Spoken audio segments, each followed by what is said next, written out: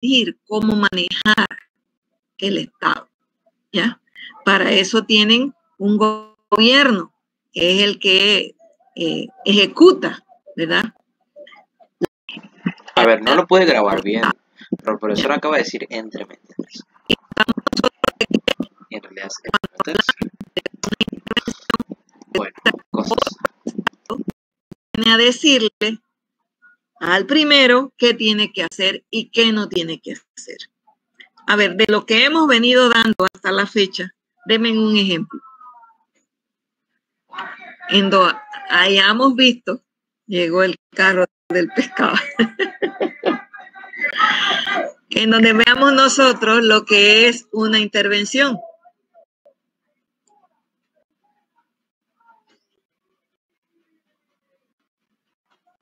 A ver, ¿en cuál?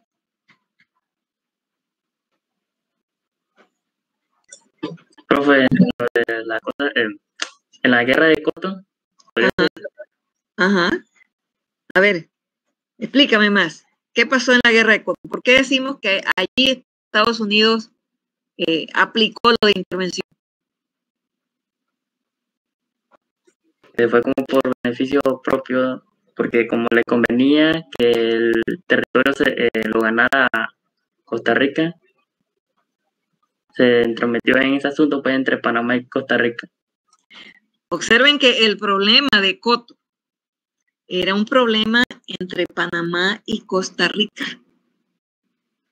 Si él hubiera tenido la intención de ser mediador, su papel no hubiera sido de imponer una medida, sino de que las partes llegaran a un acuerdo. ¿Ya?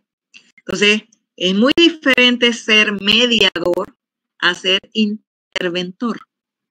Y aquí estamos viendo a un Estados Unidos que intervino no por los intereses de un país o del otro, más bien estaba por los intereses de él mismo. ¿Ya? Igual lo vemos nosotros cuando observen ustedes que estábamos viendo en la Primera Guerra Mundial. Nos metimos en problemas por causa de ellos.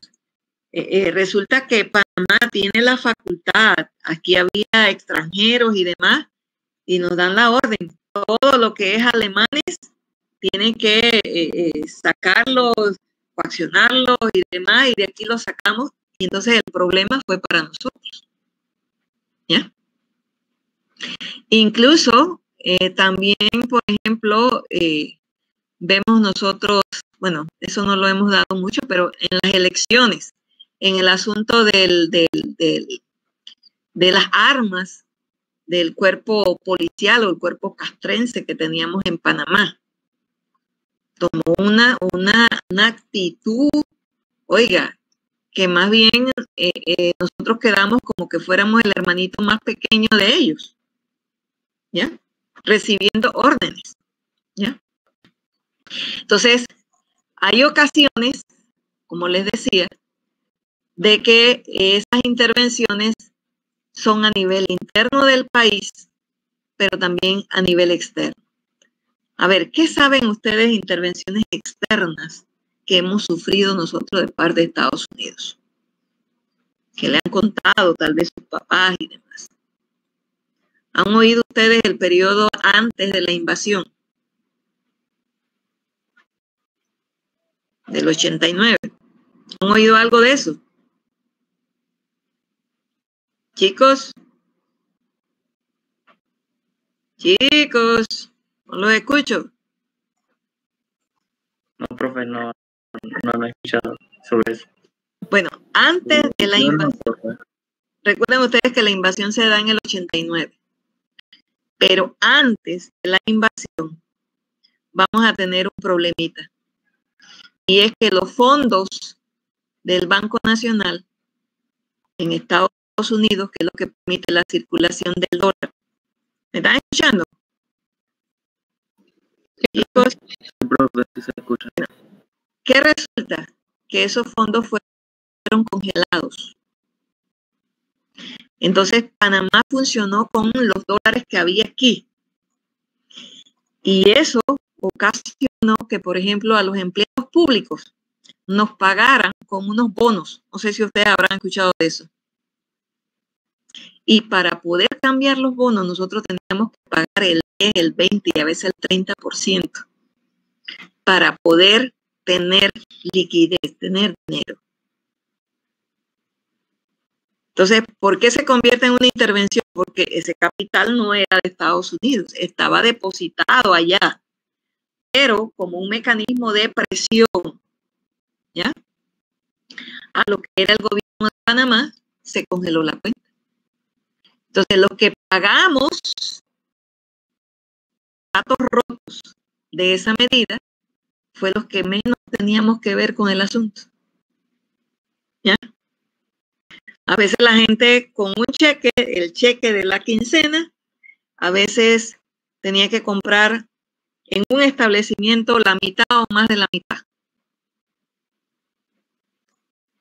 Entonces, para que a uno le alcanzara algo, uno tenía que ver bien qué era lo que necesitaba y que hubiera en ese establecimiento. O buscar un establecimiento donde, o ir a una financiera, porque en ese tiempo se multiplicaron las financieras. ¿Ya? Entonces ven que se actúa fuera del Estado, pero también se actúa dentro del Estado. ¿Ya? En ocasiones son las mismas autoridades las que la solicitan y en ocasiones es el mismo gobierno que interviene el que toma la medida. ¿Ya?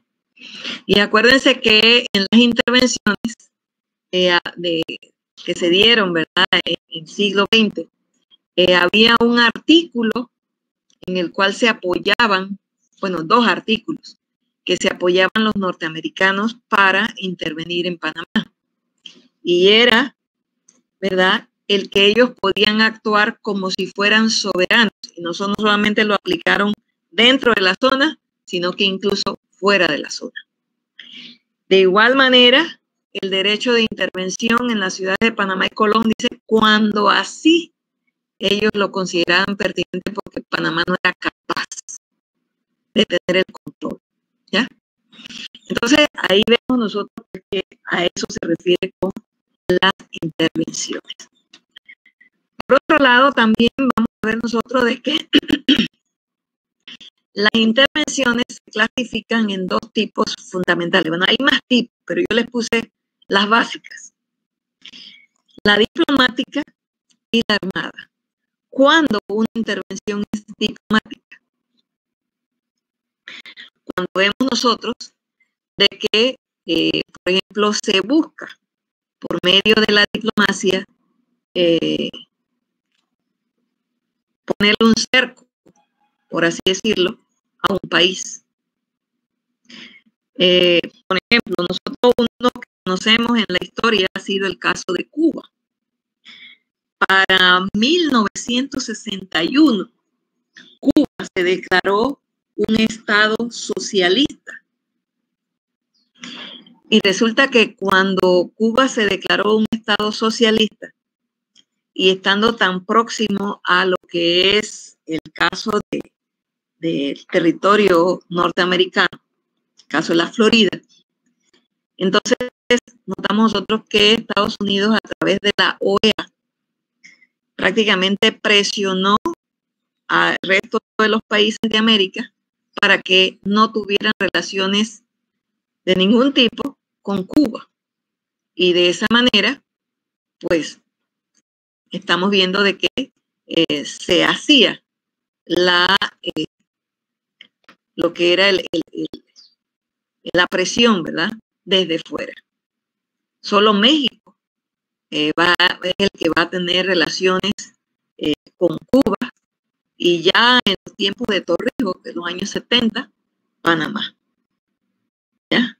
Entonces, por eso que ustedes ven que fue tan importante para Cuba, que si fue la cumbre, la visita del Papa, etcétera, etcétera.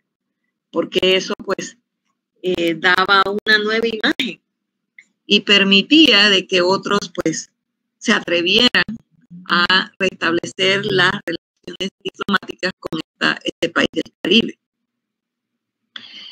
En el caso nuestro, Durante el tiempo de Noriega hubo presiones, ¿verdad?, para que Panamá pues accediera a las solicitudes que tenía los Estados Unidos.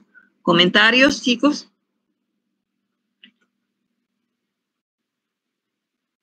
¿Comentarios, preguntas?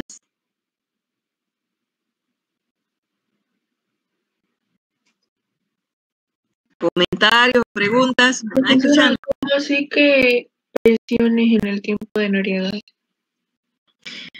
Bueno, recuerden que al principio Noriega había sido por mucho tiempo un agente prácticamente pagado por el gobierno de Estados Unidos en Panamá, ¿ya?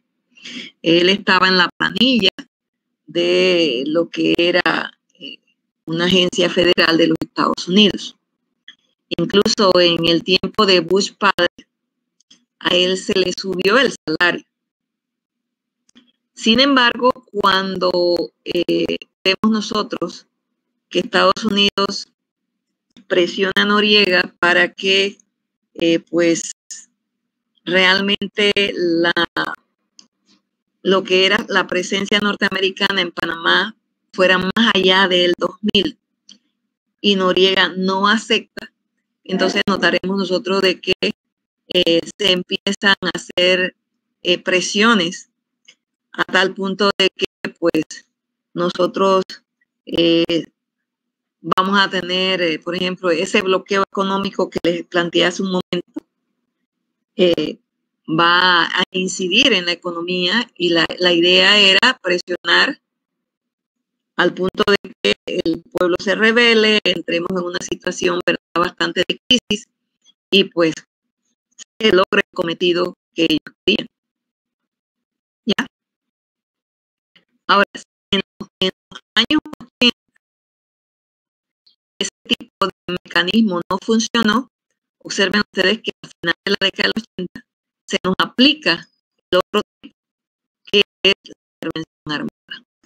Cuando hablamos de una intervención armada, y nosotros vamos a estar viendo el video de lo que es la invasión, un video que ganó, pues fue un documental que ganó premio a nivel internacional y que aquí en Panamá fue prohibido en los tiempos de Endara. Es el video que más se ajusta a la realidad y que vamos viendo nosotros que incluso se presentan imágenes bastante crudas, pero que evidencian lo que estaba ocurriendo en Panamá. No sé si atiendo a tu...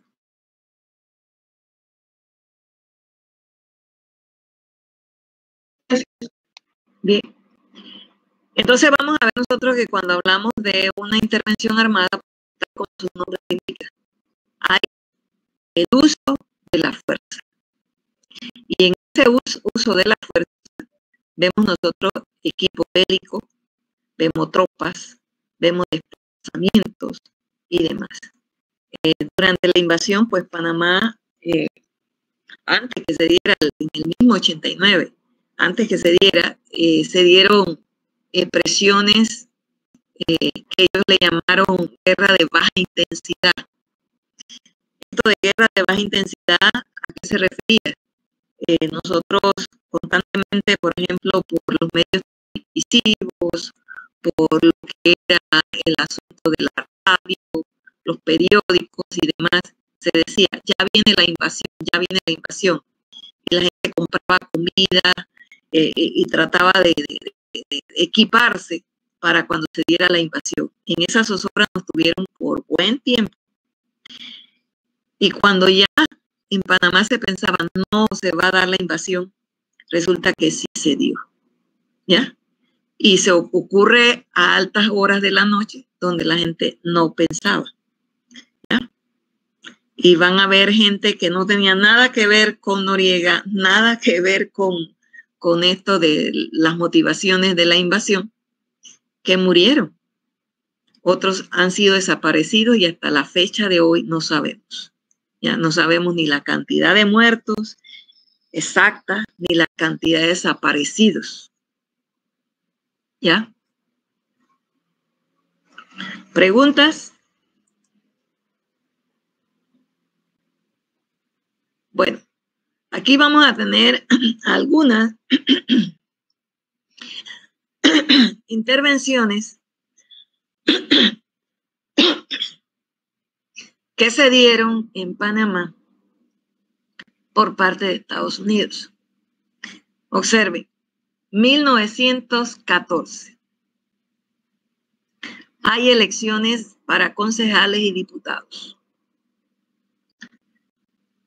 Tal como habíamos dicho en clase anterior, se había dispuesto no hacerla, el presidente había fallecido, quien se había encargado, pues decía de que en vista de que el presidente había fallecido, pues no había como el clima adecuado para celebrar las elecciones. Más sin embargo, notamos nosotros de que pues Estados Unidos presiona a Panamá para que las elecciones se den. Igualmente ocurre para 1916. Hay elecciones presidenciales, Panamá decide no hacerlas, más sin embargo, el gobierno de los Estados Unidos dice, va, ¿ya? Luego, también en 1916, observen ustedes que hay una situación provocada por ciclones. Hay un partido de béisbol en el área de Colón y notamos nosotros de que pues ese partido de béisbol era entre equipos panameños y equipos norteamericanos. Sin embargo, para los norteamericanos pues no les gustaba cómo estaba avanzando el juego y pues realmente se forma una trifulca en ese partido de béisbol y notaremos nosotros de que lo que hacen los Estados Unidos es intervenir y la excusa es salvaguardar la vida y obra de los norteamericanos. Igualmente ocurre en la ciudad de Panamá en un tiempo de carnaval. Se dice que pues para tiempo de carnaval la gente con mucha euforia sale a las calles y demás. Y una de las descripciones que hay de ese carnaval es que pues niños que también participan en la actividad llevaban pito que se recogen, y el pito, cuando usted no le pasa aire al pito, se recoge. Lo cierto es que el niño pues tenía dentro de lo que era la comparsa y demás el pito. Y norteamericanos que participaban de lo que era la festividad, que pues le quita el pito al niño, el niño pues llora por su pito, los padres acuden, se forma entonces la pelea y bueno, por ese incidente fuimos intervenidos, ¿ya? Y notaremos nosotros de que el asunto del desarme de la policía nacional que habíamos visto ya también en la clase anterior. Recuerden que ya para 1904 el ejército panameño había sido eliminado. La excusa que se había señalado para la eliminación del ejército era evitar golpes de Estado, ¿ya? A la usanza de Colombia. ¿Me están oyendo? Sí, profesora. Ya. Es que a veces baja el fluido eléctrico y hay veces que cuando es así me saca de. Pero bueno, me están oyendo, así que sé que estamos conectados. Entonces, como les decía, cuando, si bien en 1904 nos quedamos sin ejército, la excusa era esa, para 1915 ya se está, el gobernador de la zona del canal le advierte a Panamá de que a la policía hay que quitarle los rifles, que son armas de largo alcance, porque pues realmente eso era innecesario. Panamá se resiste Y recuerden ustedes que, como decíamos en la clase anterior de la guerra de Coto, el presidente Porras, que era el que estaba en ese momento como presidente, guardó 50 de esas armas de fuego. Entonces, eso fue lo que nos ayudó, más las armas que tenían los civiles en su casa. Lo que nos ayudó a defender Coto. Una guerra que ganamos, pero que tuvimos que perder. Entonces, observarán pues de que el país sin embargo, Estados Unidos interviene. Posteriormente vamos viendo nosotros 1918 otra situación, y es que los norteamericanos también salen de la zona de y pues llegan al área de Chiquí, Veragua, y notaremos de que pues en esta área occidental en la y también en la área de Chiquí, en el Chiquí tiene relación con norteamericanos como traspaso. Entonces provocó la queda de los norteamericanos y entonces las autoridades tomaron la iniciativa de una en Panamá. Y en el caso de pues, nosotros que pues también se daban casos de violación y demás, y la protestaba por eso. Así que entonces, ante la medida, se da pues ese tipo de situación. Estamos viendo esa fluctuación de luz me tiene ya. Es que hay fluctuación de luz y pan me saca. También vamos a ver que para 1919 se toman islas de la Bahía de Panamá. Panamá, se puede decir, protesta, y pues realmente somos objeto de una intervención. En 1921 también el problema limítrofe con Costa Rica, y tal como decía su compañero, era un problema entre Panamá y Costa Rica. Estados Unidos, ¿verdad? Actúa de manera drástica imponiendo un fallo que pues realmente no había sido acordado de manera bilateral por ambas partes. Así que entonces notaremos otro de que otra intervención.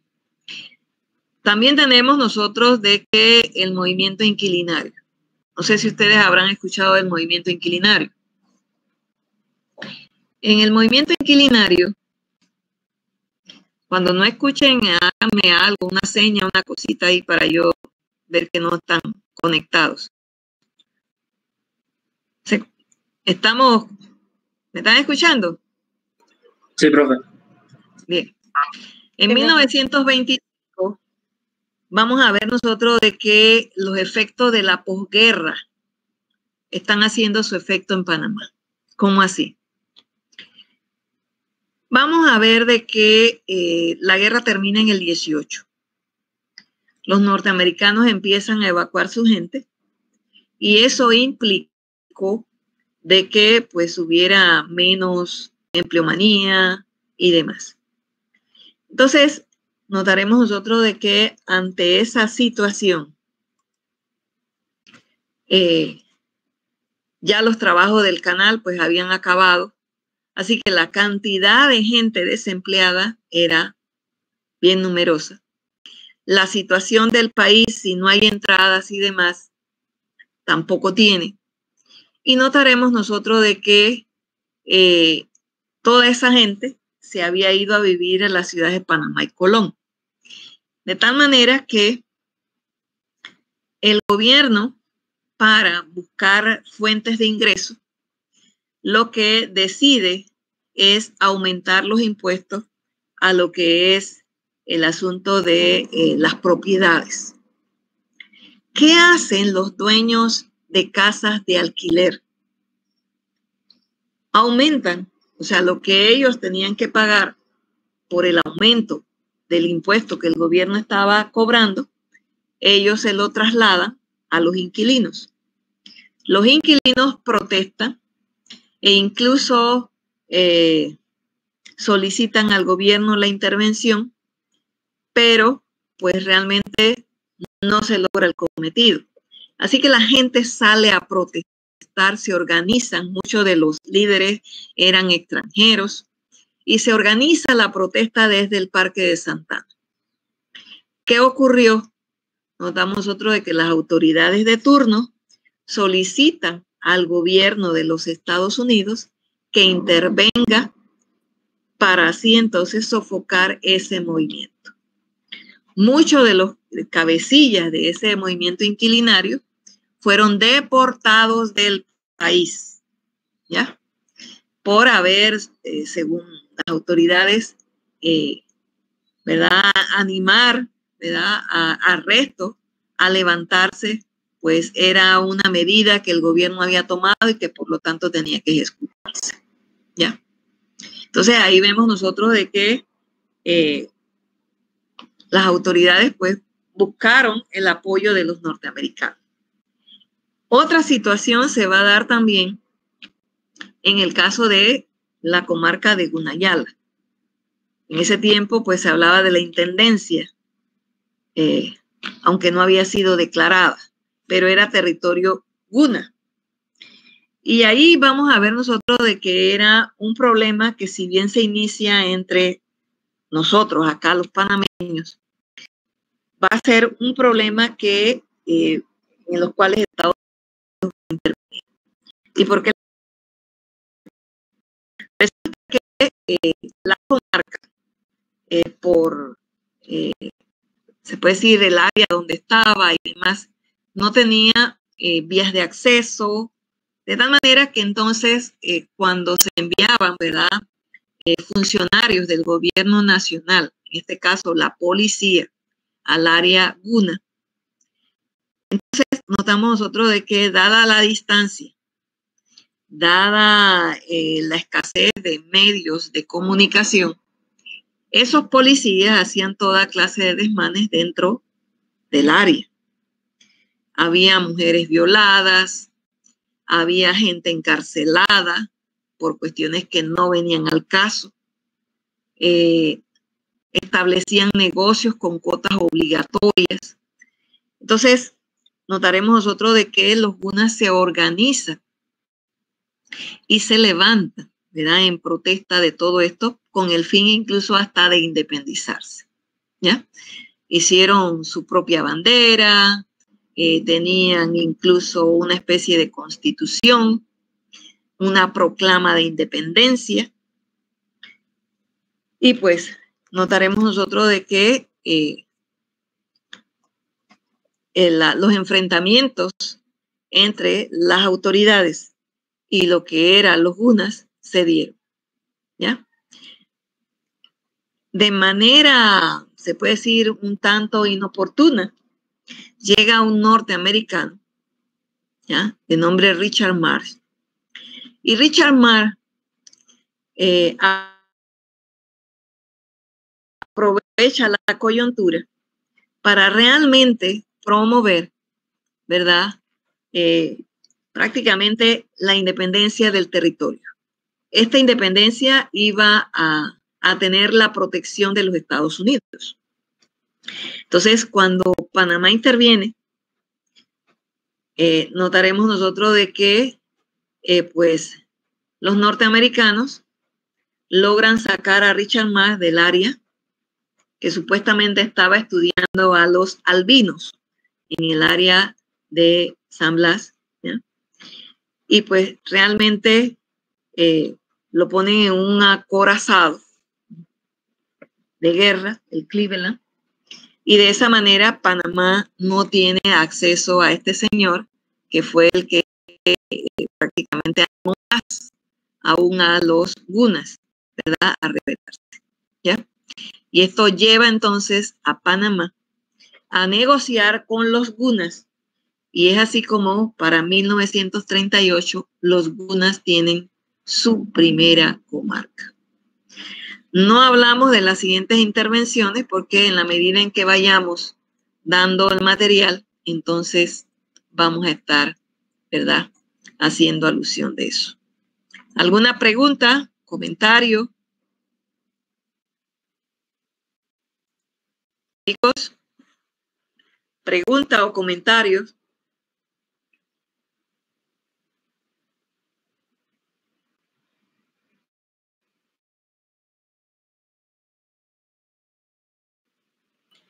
Profesora, disculpe, no tiene casi nada que ver con la clase, pero es que mire que esta clase y la clase pasada, lo último no se lo puedo escuchar que dijo porque alguien me está expulsando de la sala.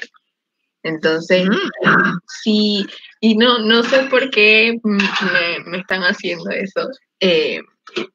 Y lo iba a decir porque si era que no salía mi nombre, porque es que yo entré a través de el internet y sale el perfil de mi mamá, sale la cara de mi mamá, pero yo pensé que había puesto mi nombre. Entonces quería consultarle si era que es que si yo soy Ana Alonso. El problema es que, ¿cómo es? ¿Se acuerdan que al principio yo les mandé su correo? Ajá. Y puede ser por eso, porque no la reconoce. Ah, bueno. Gracias. Bueno, yo lo que les decía era de que hemos visto, ¿verdad?, que en esas 2 décadas, esas 2 primeras décadas de vida republicana, estuvieron plagadas de intervenciones de parte de los norteamericanos. Algunas solicitadas por las mismas autoridades y otras, pues, porque los norteamericanos así les plació, ya que ellos argumentaban que por defender la vida, honra y propiedades de sus nacionales. ¿Ya? ¿Estamos claritos hasta ahí? Ahora sí, ¿me escuchas? Sí, profesora. Ahora, nosotros vamos a ver que todo eso está ocurriendo en esas 2 primeras décadas.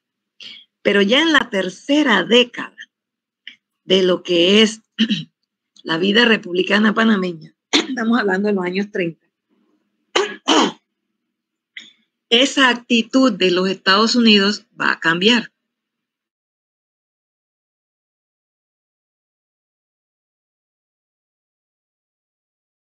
De un Estados Unidos era como un garrote, con un garrote, ¿se acuerdan?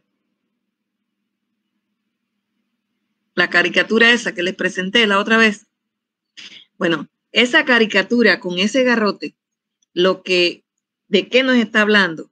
De la política norteamericana, ¿verdad?, para finales del siglo XX y comienzos de finales del siglo XIX y comienzos del XX. Esa política se conocía como la política del gran garrote. ¿A qué se refería eso? Los países tenían que doblegarse a toda pretensión norteamericana.